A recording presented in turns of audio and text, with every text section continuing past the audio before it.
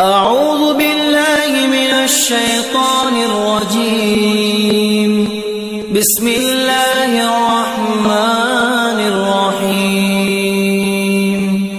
ياسين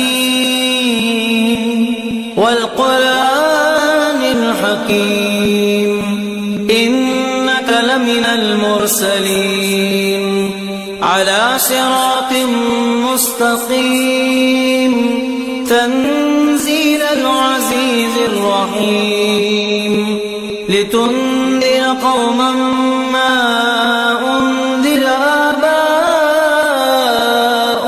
فهم غافلون لقد حق القول على أكثرهم فهم لا يؤمنون إنا جعلنا في أعناقهم أغلالا فهي إلى الأذقان فهم مقمحون وجعلنا من بين أيديهم سدا ومن خلفهم سدا فأغشيناهم